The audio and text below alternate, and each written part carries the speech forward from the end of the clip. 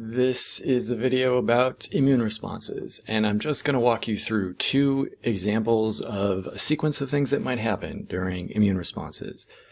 Actual immune responses, just like every other part of the immune system, are too complicated for any human to understand. So we will just do our best. So the first thing likely to happen in an antiviral response against something like an RNA virus, like an influenza or a SARS-CoV-2, the first thing that will happen is infected cells release interferons. It's an innate response to viral infection. What does that do? That interferons are signals that are interpreted by nearby cells, and the nearby cells respond to that by turning on antiviral responses. So they will shut down translation. Remind yourself, what is translation? They will slow down transcription. What is transcription? How is that relevant to viruses?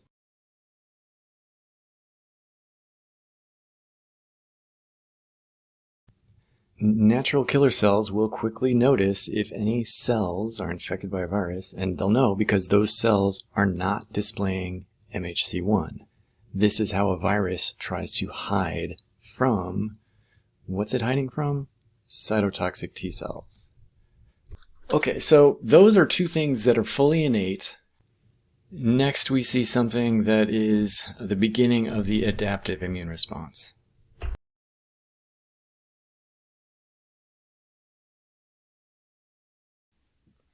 So dendritic cells are always pulling in antigens, processing them, getting ready to take them to a lymph node to try to activate T cells. So they start doing this around the same time because they're always doing this. But now, if there's a virus infecting the body, now they start picking up those viral antigens, and there is a chance they're actually going to find a T cell that can do something about it.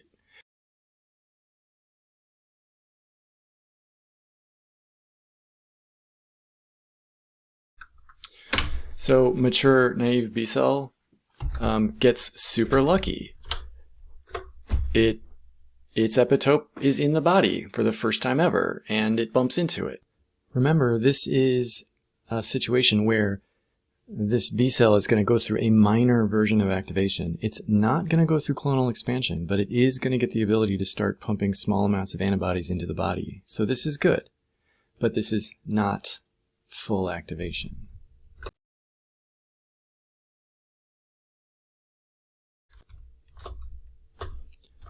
In order to fully activate, the B cell has to find the right type 2 helper T cell. So it has to run around the body displaying its epitope, the same one that it bumped into. It brings in, processes, and displays on MHC2 to every type 2 helper T cell it can find. And hopefully it finds the right one. If it finds one that actually recognizes the same epitope, then it will activate.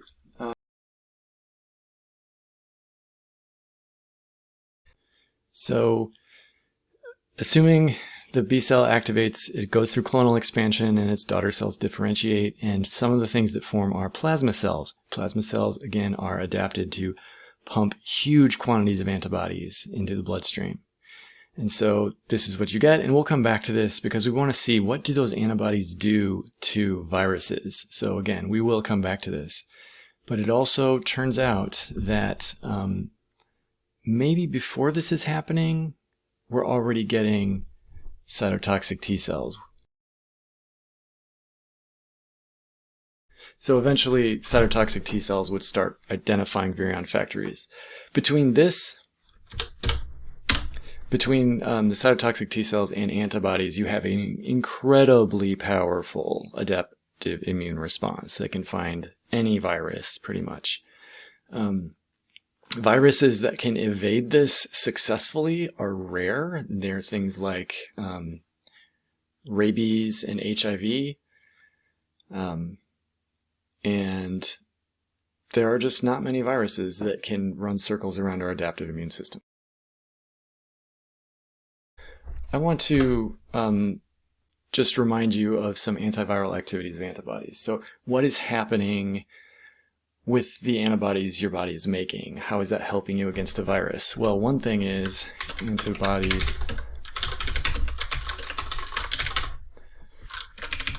So if an antibody actually recognizes the spike protein on the outside of a virion, it will prevent attachment of that virus to the host cell.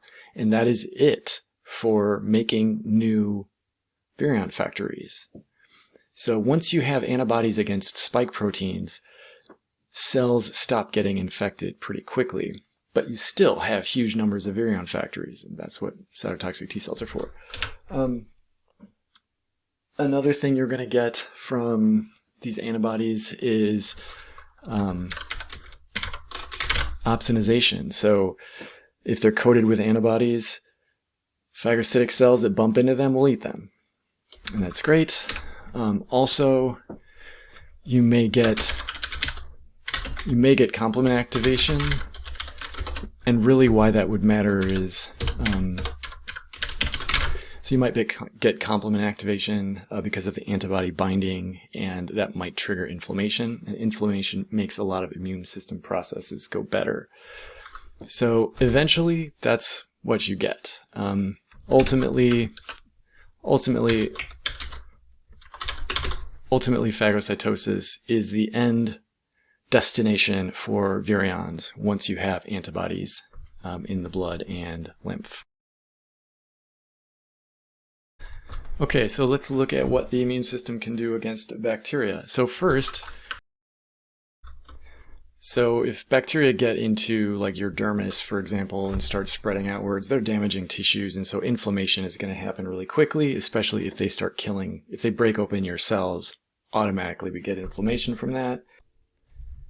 And then if you remember what we said about the complement system, one of the ways it's triggered is just by detecting some bacterial PAMPs. So some predictable bacterial structures automatically trigger the complement system, and that's going to lead to lysis, more inflammation, and some opsonization. And all of those things are bad for bacteria. So that's the next thing. Then when you have inflammation, you have macrophages usually moving to that area or being part of the thing that triggers it. And you have neutrophils going to that site of infection. So you have both macrophages moving into the tissues and neutrophils moving into the tissues, and they both fight against bacteria very effectively through phagocytosis and some other tools. And then the thing to remember is that dendritic cells are always collecting antigens and hoping that they will eventually be able to go to a lymph node and find a T cell that recognizes one of those antigens. It almost never happens because if the body is healthy, there's nothing that any lymphocyte could actually recognize. But during an infection, there's some foreign, unknown proteins in the body now, and that's exactly what some lymphocyte somewhere is ready to see. So that leads to T cell activation. So at that point, you get T cell activation.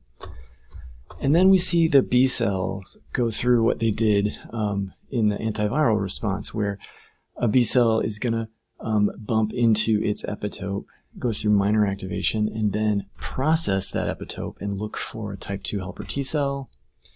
And ultimately, if it finds the right helper T cell, that T cell will recognize its epitope, say, wow, what are the chances we recognize the same epitope?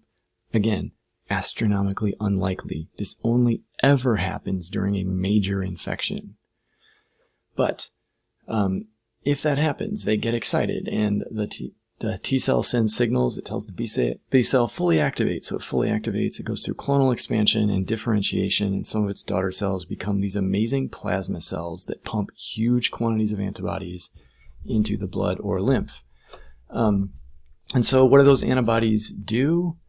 We're going to see that in a minute, but let's just finish this process here. The other thing is, in some situations, bacteria will trick macrophages. They'll trick them by basically hiding in the cytoplasm of a macrophage. So some bacteria are very effective at doing this.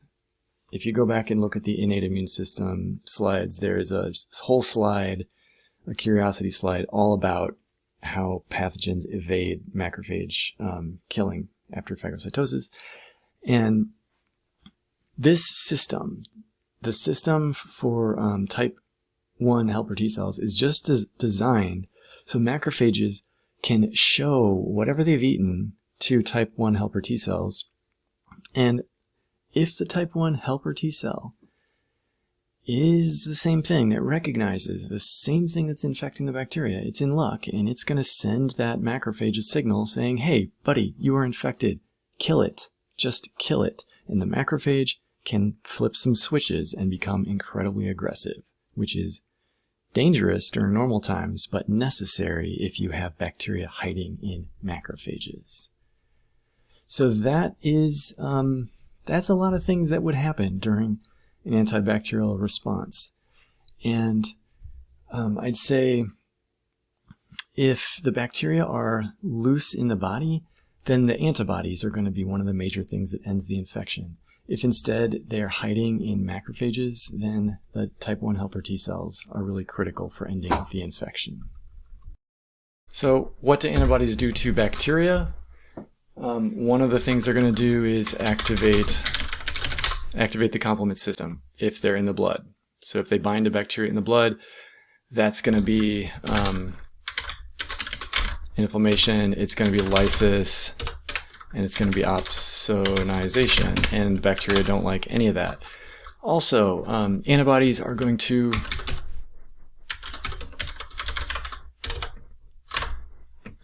slow bacteria down. They're going to connect them to each other.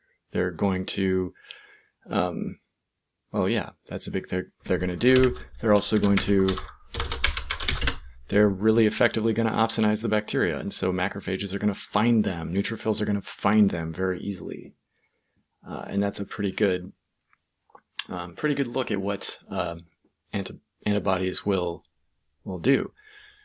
It's really impressive. Antibodies can only stick to things. That's all they can do. They can stick to something, and just through that, the body has tons of different ways it can use that function of antibodies.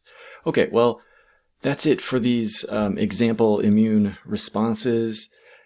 Really, I think of these as ways to review the immune system. It's ways to look back at all the different parts of the immune system, think about how they work, think about what would it take for them to be activated, etc.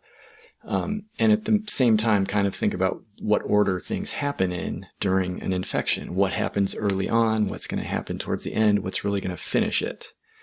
And usually, what's going to finish a bacterial infection is going to be the different things the antibodies do, and the end result for any bacterium is going to be phagocytosis.